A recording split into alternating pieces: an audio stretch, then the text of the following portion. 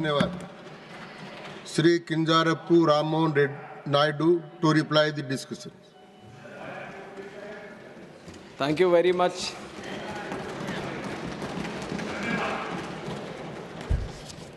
Thank you very much, sir, for giving me the opportunity. And in fact, I would like to start by giving my thanks to all the speakers who have participated in this important bill. And right from Syed Nasir Hussain ji, Raghav Chadda ji, Shambhu Patel ji, Sagarika Ghosh ji, Kanimoy ji, Ghanshyam Tiwari ji, Ramji Lal Suman ji, Niranjan Reddy ji, Shri Brijlal ji, Sulata Dev ji, former Prime Minister who is also here, H.D. Devegowda ji, Fauzia Khan ji, Santosh Kumar ji, Bhim Singh ji, Haris Biran ji, Geeta Chandra Prabha ji, A. Rahim ji, Parmal Salam Singh ji, Mission Ranjan Das ji, Ramchandra Jangra ji, Ajit Madhavrao ji, Priyanka Chaturvedi ji, and Sushmita Dev ji. And I thank each and everyone who has heartfully participated in this debate. And through this debate, many suggestions which are very, very important for us as a ministry to know. Some of the feedback is very, very important for us to know that has come through all the speakers. And some have maybe crossed the line a little bit and used this debate for their own political purposes. I would not delve too deep into that because that is something the opposition, it has a right to do it and it keeps doing it all the time. But I'll keep the debate very positive and I'd like to comment on all the important suggestions that have come in. And I would like to start also by addressing the elephant in the room, which is about the name of the act, Bharatiya Vayuyan Vidheyak. I also understand that it might be a little difficult thing to pronounce for a lot of people. गले में अटकता होगा ये, पर कोई शर्मिंदा की बात नहीं है इसमें. कोई ये ऐसे वो शर्मिंदा होने की कोई बात नहीं है. This is something you have to know the intention with which the government has put this name. That is ये है कि भारत की जो विरासत है, संस्कृति है, जो पहचान है, उसको दिखाने की, दर्शाने की एक प्रयत्न ये 3 वर्ड अभी रखने की है. इसमें कोई कॉन्स्टिट्यूशनल वायलेशन कहीं पे भी नहीं है. जो भी आर्टिकल्स मेंशन किए गए हैं, उसका कोई भी कहीं पे भी उसका opposition या कुछ किया नहीं है. One of them is Article 348(1) has been mentioned, which is about the authoritative text. That is definitely in English, it is there. And also the bill is, it's been mentioned about Article 120, but that also there is no violation about it. And the official language act also, it is in accordance with it. So there is no point of constitution, but there might be a feeling that something has been imposed. And I also am a very proud Telugu person. I speak Telugu language, I write Telugu language, and I am proud of my culture and my upbringing. So you might be questioning, you are a Telugu person, how can you allow this kind of this thing? अरे हमारे तेलुगु में भी भारत तो भारत ही बोलते हैं. Vayu is also a Telugu word. So Bharatiya Vayuyan Vidheyak becomes half Telugu for me also. So it is a mixture of all the languages here. It is like everyone coming together, we want to this thing.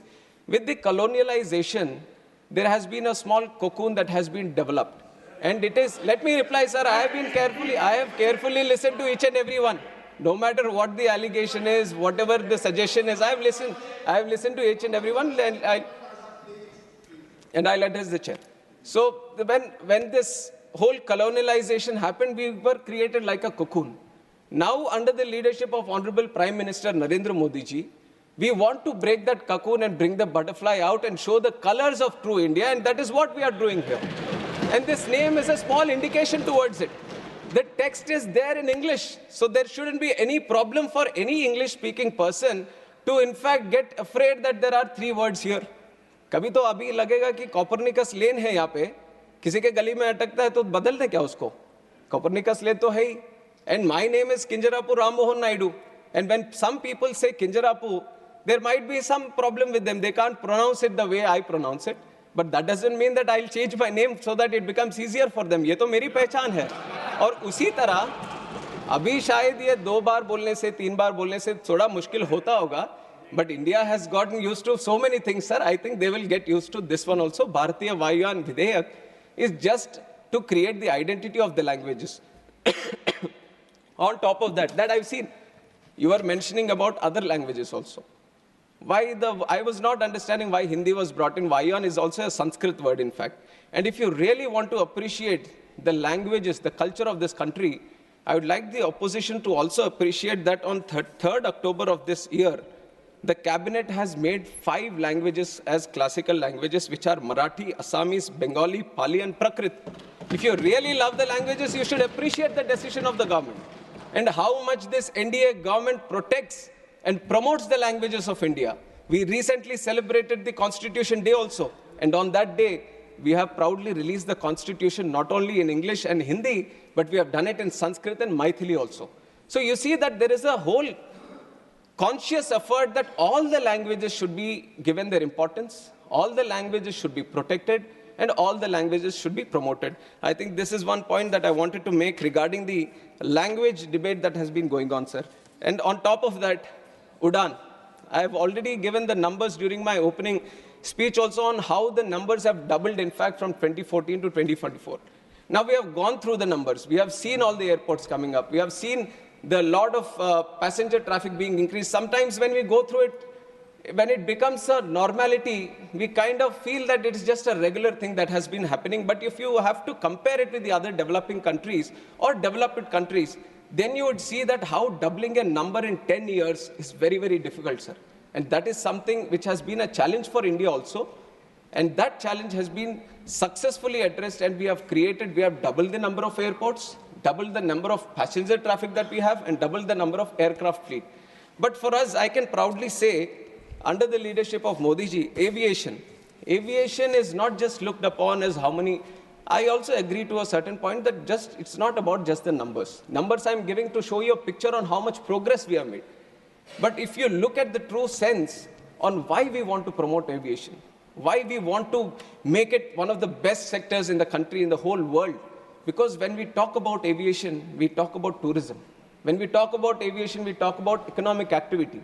When we talk about aviation, we talk about real estate growth. We talk about job creation. When we talk about aviation, we talk about industry. When we talk about aviation, we talk about commerce. We talk about trade. And we talk about aviation, we talk about culture. And when we talk about aviation, we talk about agriculture also. And that is why aviation is a very important nodal sector that needs to be given that push. And with this idea, I'll get some water, sir. Please. And it is with this idea that the whole aviation sector has been thoroughly, deeply understood on what the true potential India can have. And we have seen that there are multiple gaps also. Now 90,000 crores capex has been put into the infrastructure to create the infrastructure in airport infrastructure. But creating infrastructure, that itself is one challenge. And when I took the charge as a minister for this aviation, sir, I have promised the people of this country that, ma'am, thank you. Thank you. She has always been so caring, sir. Like a mother, always. Thank you, ma'am. So, when we look deep, it is not about just creating the infrastructure, but it is about connecting them also. Now, you can spend a lot of money, you can create the infrastructure, you can create more airports, but the ultimate challenge, thank you. The ultimate challenge is how do you connect? And that is where, bringing in all the aspects of the government, we created the Udan scheme, which is Uday Desh Ka Aam Nagrik. Through the Udan scheme, the challenge of these airlines, because it is a market-driven industry, where they feel there might be a non-viability in running a route, the government has taken the responsibility a little bit on himself, and it has said that why don't we provide the viability gap funding? It was the first time that it has been done at such a large scale. And through the Udan scheme, now we have started 609 routes in the country in just 8 years span of time. Nowhere in the world you would have seen such a scheme, which has been run by the government itself, so that the non-viable routes, the airlines can come and start the routes and facilitating the routes. And we have operationalized 86 airports under Udan. And out of these 86 airports, 20 were underserved, but 66 airports were totally unserved. What I mean by unserved is that not a single flight was going to these airports. But that was a challenge the government has taken up. Now we have constructed the airports, but we have to start the airline connectivity also. And through the Udan scheme, we have given the viability gap funding, and we were able to run all these airports. We were giving them those connections, which was very, very required for the people of that state or of that region or of the airport. And we have operationalized 86. And we can proudly say that Udan has been a real success story of the Indian aviation, which are showcasing to the whole world under the leadership of Narendra Modi ji.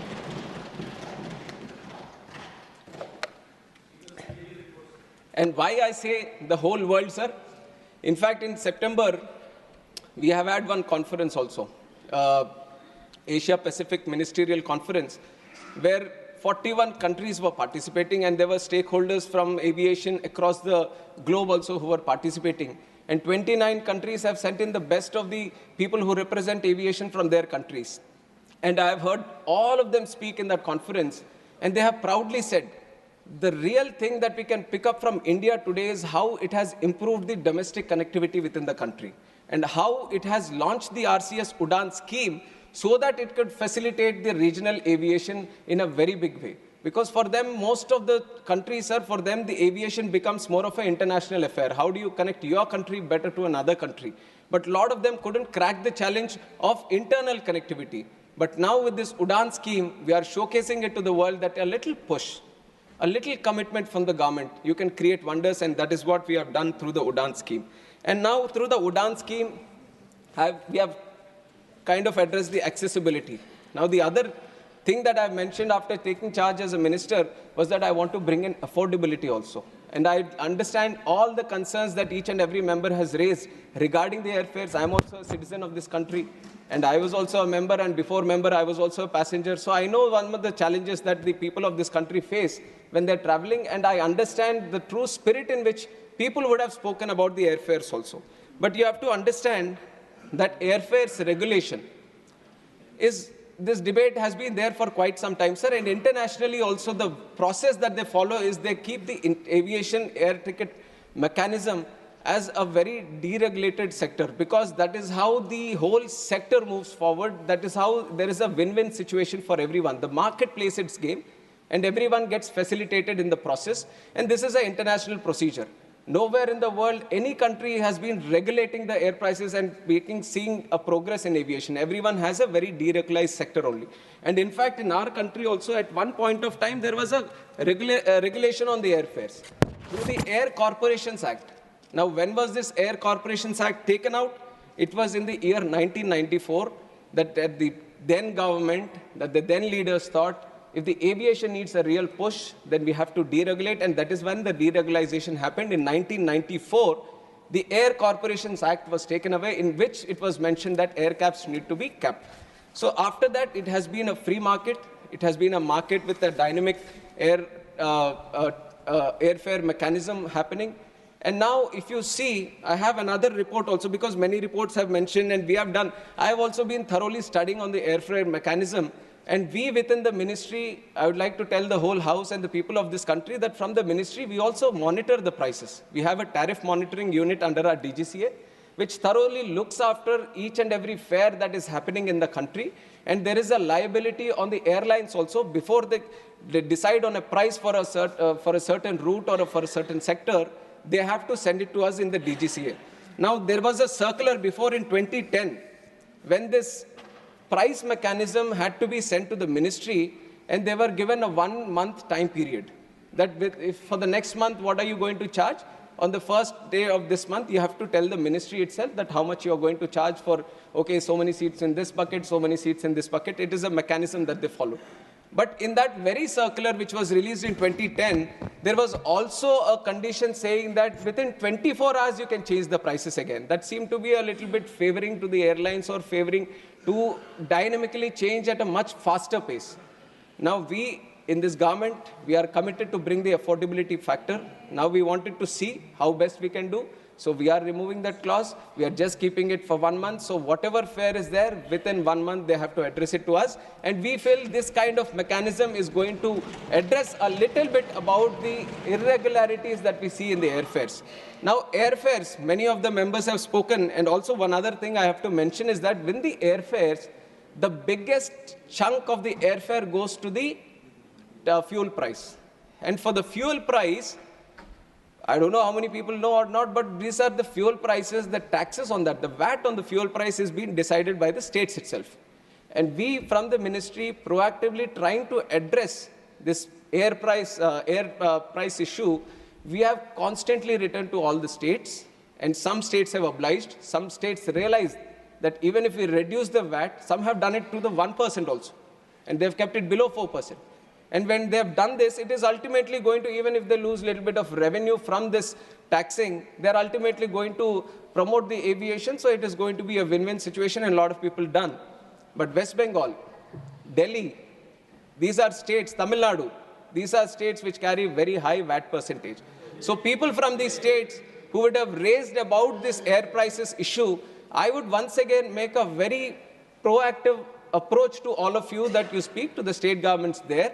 And if you can get the VAT reduced in that, that is going to reduce the price, because 45% of the price of the ticket is because of the fuel prices. So if you cut down on the VAT there, then definitely it is going to bring down the prices furthermore. So that is one request that I would want to make to all the MPs who represent the states, and they could speak to the state governments. And like I've said, the tariff monitoring unit is there. One key observation that we have found about this 24 hours, we want to change, we want to move into that direction. And we are comparing all the air prices of last year, previous year, because we also want to find a trend. Now, air prices, because it is a market-oriented system, whenever you see a festival, or whenever you see some kind of huge event happening in a certain region, or whenever there seems to be a huge inflow and outflow of passengers because of some activity that is happening there, then definitely the market seems to push it, the demand increases, and suddenly because of the demand, the prices also try to creep up.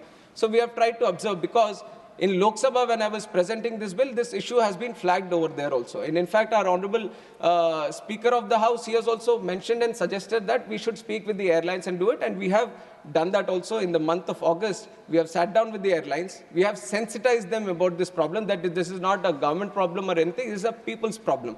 It has been raised in the House, and our Honorable Speaker has also mentioned about it. So according to that, we have met the airlines, we have sensitized them, and then after the season, the Diwali season has been done, we have observed that in the previous Diwali, 2023, 2 days prior to the Diwali season, and now 2 days prior to this, the major sectors between the metros and the major connectivity points where huge traffic flows, the prices have reduced from 2% to the tune of 42%. This is something just by proactively reacting to the suggestions that you have given and interacting with the airlines and sensitizing that, we'll be thoroughly monitoring the air prices. And if there is anything, because we all have the rules right now, that if anything happens out of the rules, then we can penalize them also.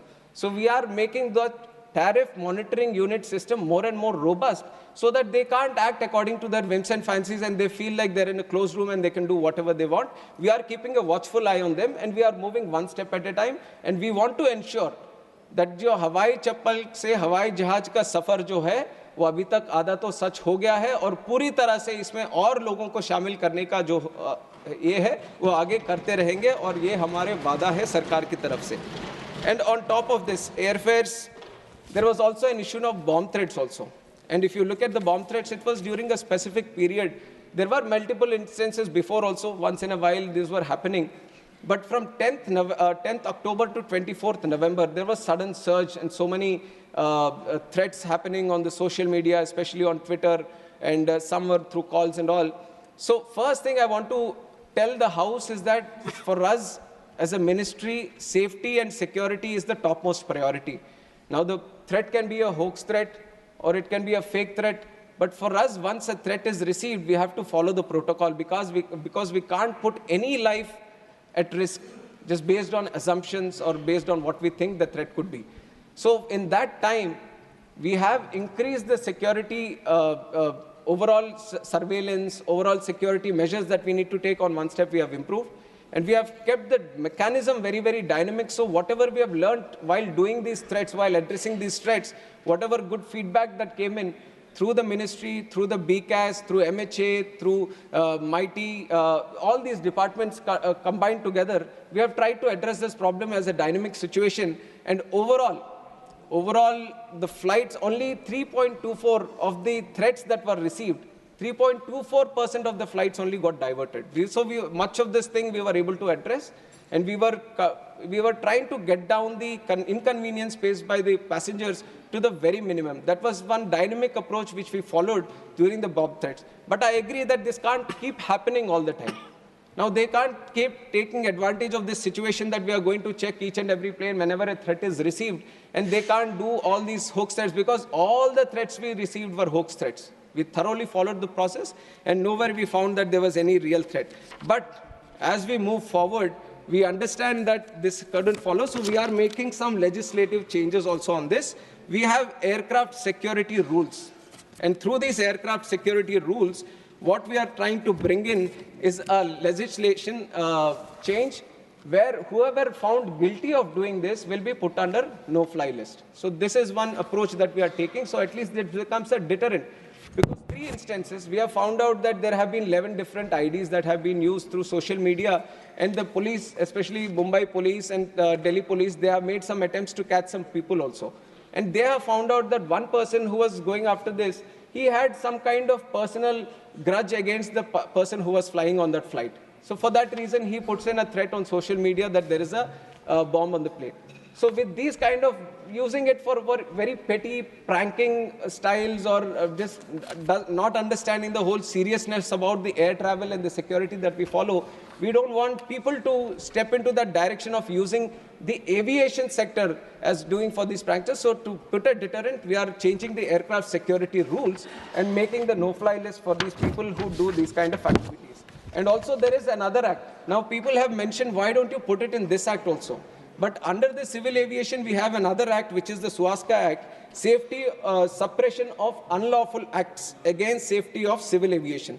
This is another act which specifically deals with these offenses and unlawful activities regarding the plane. And we found that that can be strengthened a little bit. So we are going into amend that law. We are bringing in slightly more stringent laws into that act itself, which will address the concern that has been raised today. So in very quick time, we would like to bring it to the House also, so that the amendment that is proposed in the Suwaska Act can also get passed, and that is regarding the bomb threats we are facing. And on top of that, there are some other, in the very beginning, Digi Yatra, privacy concerns, and it keeps coming under questions also, but I have to say that during, regarding the Digi Yatra, almost 3 crore people have used it till now. They find it very, very convenient, because what takes through the CISF security, what takes like 20 to 25 seconds, with the usage of this Digi Yatra, it becomes 5 seconds for them to cross gate to gate. And it has been put at multiple points. One is at the entry of the entry of the airport, then there is the security check-in and the boarding gate thing. So at these 3 points, we are using these Digi Yatra systems. And first and foremost, Digi Yatra is a totally voluntary system. It's not a mandatory that we are pushing it onto the people or the passengers. Whoever feels that it is convenient for me to use the Digi Yatra, only he gets to use it. And how do we address the privacy? There is a certain audit on this. There is a forensic audit which has been done. And everyone has pointed out that no privacy threat is being done by the Digi Yatra. And whatever the information that is stored in the Digi Yatra system, it gets purged. Once you use Digi Yatra, the whole information about the Aadhaar or whatever details you put in, it gets stored on your phone itself. It doesn't go to any other place. Only when you put in the boarding card, the airport gets notified that you're traveling through this airport at this time. So within a stipulated time, the information goes to the airport, so that when you reach the gate, the airport has that information. And once you cross and once you've traveled from that airport, the data gets purged in itself. So there is no place which stores all your data. And if there is a data threat that needs to happen, all the people who use Digi Yatra, all the phones need to be hacked. Now 800, so many phones, whoever Digi Yatra is using, they all need to be hacked consistently, but otherwise there is no one place where all the Digi Yatra systems get, the data gets stored, so there is no privacy concern in that. And other than that, drones and advanced air mobility, I'm very happy that people are also seeing that aviation has many other sectors. Otherwise, people feel that we only deal with the airplanes, but whatever is there in the space, whatever utilizes the space, any kind of vehicle that utilizes the space, it all comes under the Ministry of Civil Aviation. And we have defined this thoroughly in the Act itself. And much of it, because this is a very robust industry, the rules need to be consistently changed, the airspaces, it's an international affair, and all of these coming together, then you need to have a very robust mechanism that somewhere, like I've said in the opening speech also, the International Civil Aviation Organization, which speaks with its under 193 member countries and continuously recommends us on what the protocols need to be, what the requirements need to be. So not every time once they say that, acha, ye karo, then I can't bring everything to the parliament. So we are bringing in the principal act, in the principal act itself, we are saying, let us have the authority to make these rules little more strongly. And once we do that, the rules can follow according to the recommendations that we receive.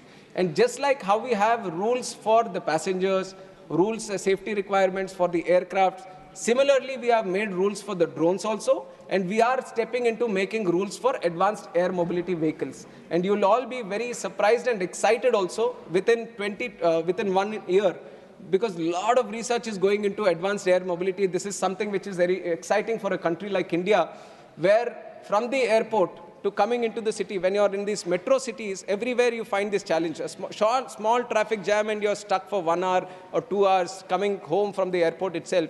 And that is where these advanced air mobility vehicles, this is the electric vertical takeoff and landing vehicles, which is going to be a new invention which is happening across the world, and people are building these prototypes and trying to form the rules around it. And India is not far behind.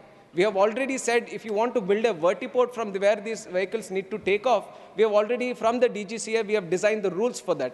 And airworthiness of this aircraft that we are going to build, we have designed the rules for that. So step by step, whatever needs to be done, we are consistently speaking with the industry and forming the rules so that by 2026 in the beginning, when the industry says we have the vehicle ready so that we can use it, we are ready with the rules from the Ministry of Civil Aviation. So we are strongly pursuing that path. We have not left it behind. And if you say that it's not there present in the Act itself, according to the definition of the aircraft, it comes under this Act, and we are forming the rules subsequently so that all those things need to get addressed. And a lot of people have also mentioned about their local airports or the airports of the region. Some new airports, some need to be developed, some need the capacity augmentation, and so many other things. And to address each and individual one, it will be very difficult, but I assure each and every one, you can come and see me, you can discuss about your airport with me, I'll be available to meet, and everyone across the tables. Our intention is not to do politics with any airport. Our intention is to promote aviation and do the best to the people of this country so that everyone who aspires to be on that plane has a very convenient, affordable and accessible air travel. That is the thing.